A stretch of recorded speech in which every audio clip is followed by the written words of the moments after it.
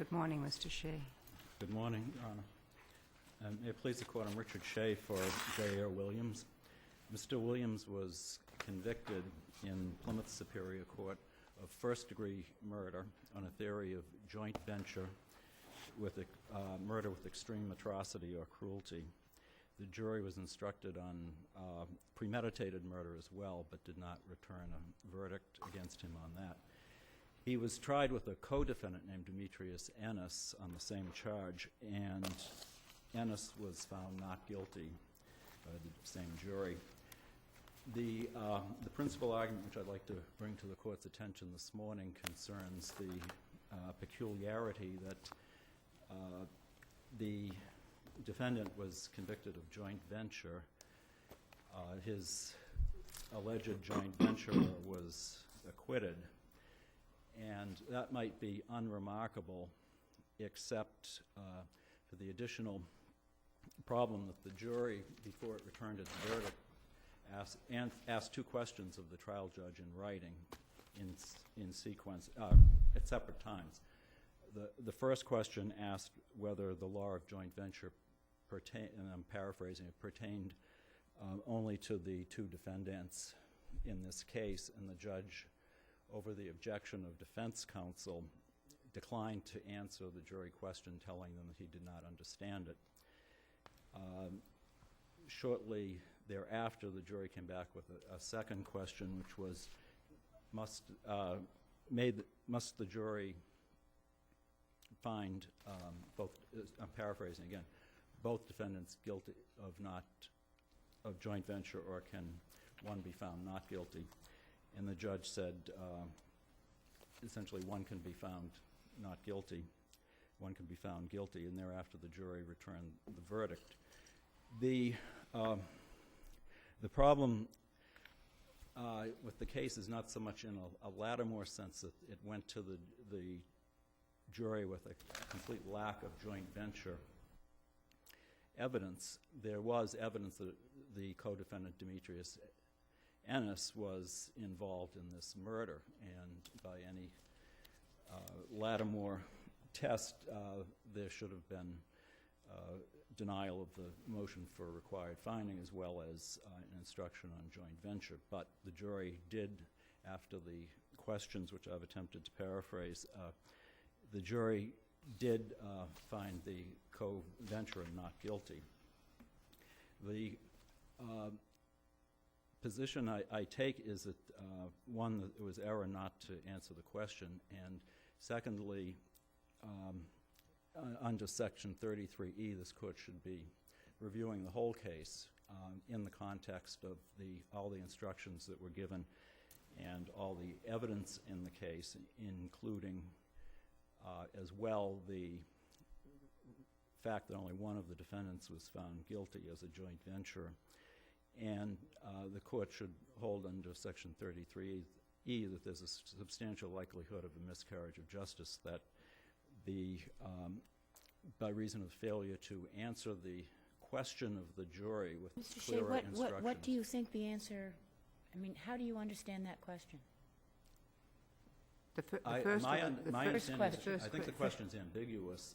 I think one reading of it is that the jury was troubled that there was such thin evidence that anyone else was involved, that they were concerned how could there be, and they were thinking about acquitting Ennis, and they were thinking how could there be a joint venture if we don't find any other joint venturers in the case. And then they came up with the second question, which focused on just the two and said, wasn't the second question a restatement of the first question? No, I wouldn't agree with that. I think that it was a narrower statement. But the first question, as I understand it, could have been understood as being that we don't see any other evidence in this case of sufficient to convict another person as a joint venture or a principal. So what do we do with this defendant, even though... That's how I took it to mean. In other words, jurors, I think, know that there might be other people who are involved in the crime, but for some reason the cases have been severed, or for whatever reason the person is not there. But if you acknowledge that it's ambiguous, and presumably the judge said, I don't understand it, so he agreed, Wouldn't it, I mean, isn't it dangerous to answer a question that you don't understand? Well, I think the judge could have answered the question by stating the case law that is cited extensively on both sides' briefs on joint venture, from the Green case through the Gonzalez case decided a couple of years ago, which established that the Commonwealth has to prove beyond a reasonable doubt the elements of joint venture, one of which is that there was a principal and there was a joint venturer, and that there has to be at least more than one person involved in the crime beyond a reasonable doubt. That's the standard. The judge didn't clarify with that kind of an instruction. He gave no instruction, actually. And my argument is that on the peculiar facts of this case and the way the question came and the verdict came, that there's a likelihood of a miscarriage of justice under 33E, that the jury was confused by the instructions and the evidence, and defendant may have been wrongfully convicted as a joint venturer. Not as the principal. Not as the principal? He was not, the jury was charged on, but he was not found guilty as a principal. But did the jury slip differentiate between the two? I believe so, yes. In this case, Mr. Shea, were the jury instructions written and sent in with the jury, or did they have a tape of the jury instructions? Do you know? I don't remember. Okay.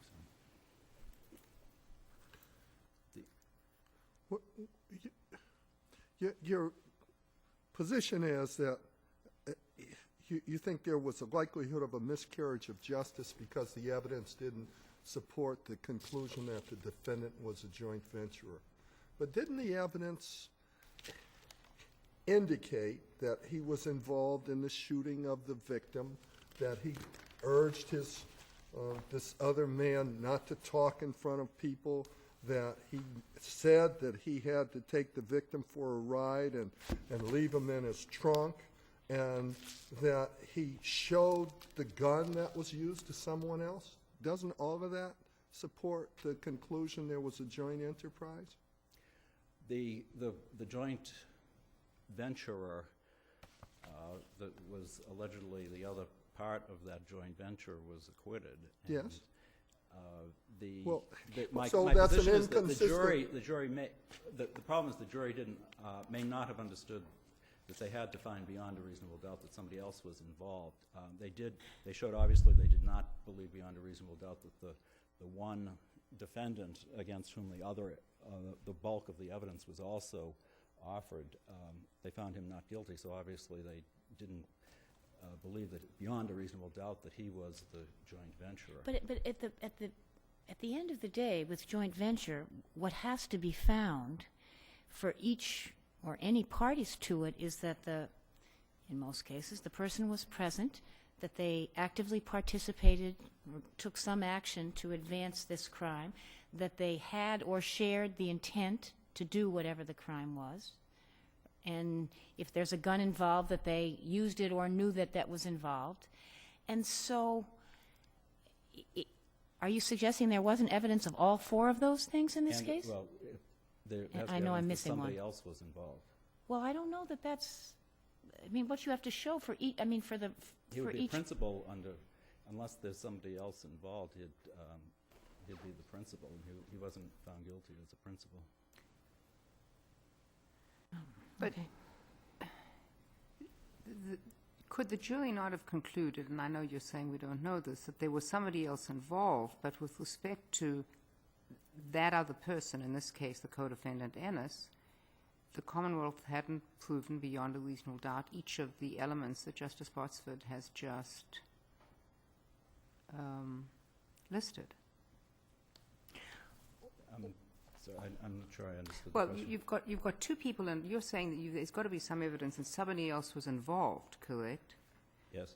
Well, there may be somebody else involved, but that person, as to that person, the jury concludes that the Commonwealth hasn't proven beyond a reasonable doubt each of the elements with respect to that person. Yes. But but that doesn't suggest that there's nobody involved. Well, my argument is that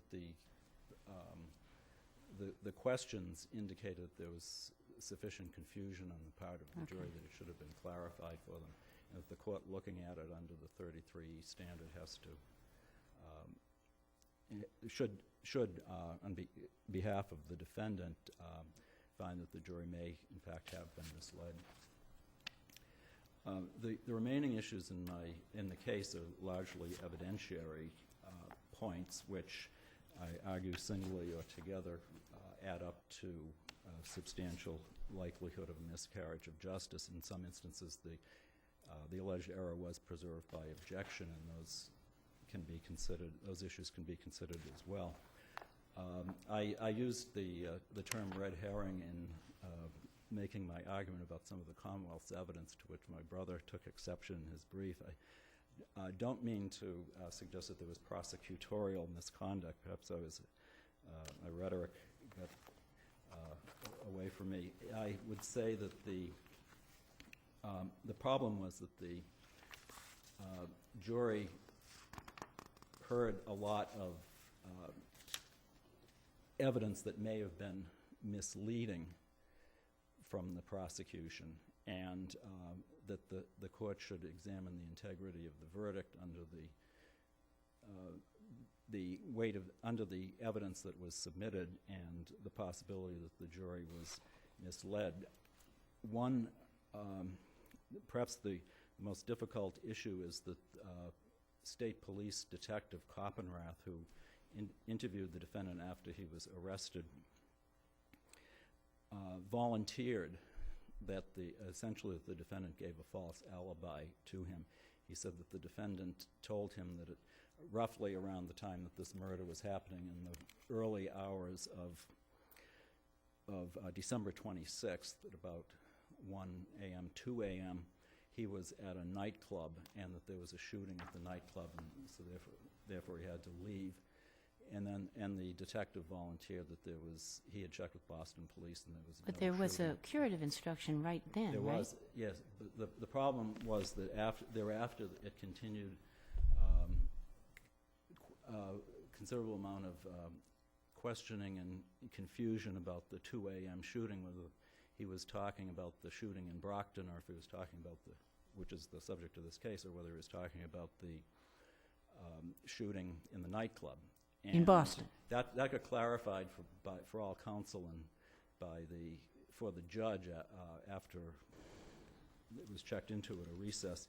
But the prosecution came back to it and brought out questioning concerning the alleged shooting, which tended to underline the testimony that he had been giving a false alibi as testified earlier by Coppenrath. The other issues are there was DNA evidence found on some eyeglasses in the apartment the defendant had been occupying, and the eyeglasses were testified to by two women who knew the victim as resembling his glasses, but the DNA testing showed that there was no match to the victim. There was DNA evidence taken off of duct tape in the victim's body which didn't match his, and there was no evidence that the Commonwealth actually pursued any of the leads on fingerprints or DNA evidence that would suggest other people were involved. So in putting together that line of points where the jury may have been misled by the evidence, suggests that the defendant is individually or collectively under, as you look at those issues, entitled to a reversal of the verdict of conviction. There are no further questions. Thank you. Thank you, Mr. Shea. Good morning, Mr. Thompson. Good morning, Your Honors. Robert Thompson on behalf of the Commonwealth. Your Honors, as the defense... The counsel admits the first question was confusing. Yes, Your Honor. So the judge, it appears, was within his rights not to answer it. Your Honor, I think that it might have come closer to an abuse of discretion if he Had he had guessed at the answer The second and asked question it. was more focused, and he answered it fully. Yes, Your Honor. there's no problem with a jury assuming the evidence justifies them considering it under Lattimore to acquit one co-defendant under a joint venture and convict the other. We've had Yes, that Your Honor. many times. It could happen for a variety of reasons. Here, I think one, even reasons have little or nothing to do with guilt, and they'd still be affirmed. Here, Your Honor, not only was the co-defendant Ennis a very young man, 17 at the time of the killing, but there was substantially stronger evidence against Mr. Williams. And Your Honor, you should understand that this was a case where the victim was found bound up, tied after he'd been beaten in the trunk of his own car, that there was evidence that he had been transported from Boston to Brockton, shot in Brockton, and then the perpetrators left, leaving that car there. The evidence, this could not have been done by a single person, Your Honor. There had to be at least two drivers, Your Honor, for the driver for the escape car, at the very least. Wasn't there evidence of a third person in any event? There was evidence suggesting several other people that might have been involved, Your Honor. So that it's simply wrong that the Commonwealth has to prove the identity of the other joint venturer, Your Honor. In light of that, I mean, one can't guess about the first question, but one way to think of it is that they were saying, you have to find these. We know there were some other people there, but it's these two. Yes, whatever Your Honor. that. So they had plenty of evidence that there were other people involved, correct? Yes, Your Honor. Okay. If that was the sense of the question, that certainly seems to have been the sense of the question that the defense attorneys took from the question, and they were asking the judge to simply say that the jury was confined to consideration of the two defendants before them, which would have been a wrong statement of the law, Your Honor, because they were not confined in that way. Okay. So what else is there? We've got the evidence. We've, Your Honor, apparent proper rejection of the first question. I don't know what else there is on those subjects, Your Honor. In terms of, I believe it's Lieutenant Coppenrath's testimony, there's some confusion here, Your Honor. His testimony had to do with the defendant's statements concerning 2 visits to this Rolls bar and 2 shootings that took place there. On the first shooting, the night before the murder, there was some reference to the absence of a Boston police report concerning a shooting. That was stricken. That was disregarded. He went on and talked about the next night, the night of the murder, the defendant had said he left again after there was what the witness testified as an alleged shooting at the bar. There was no other evidence of any kind whatsoever about whether or not there was in fact a shooting. It was in fact an alleged shooting coming from Mr. Williams' mouth. I mean, and the jury had to be aware that there was no other evidence one way or another, whether such thing took place, and no suggestion. It was clarified for the jury, in fact, by the witness. He brought it up on his own to defense counsel to make it clear that the shooting he was talking about was a shooting at the Rolls bar and not the shooting at issue in this case. Your Honor, that's the other issues that my brother has raised today that have to do with some possibility that there might be some inconsistency or conflicts in the evidence are no more than issues for the jury to look at and address. And I appreciate my brother's suggestion. He's not suggesting prosecutorial misconduct, because I certainly don't think there was any here whatsoever, and I simply can't see how the prosecution could somehow be conducting any kind of misconduct by presenting relevant evidence, even if it, just because it might happen to be beneficial to a defendant. If there's no further questions, I rest on the other issues on my brief. Thank you, Mr. Thompson.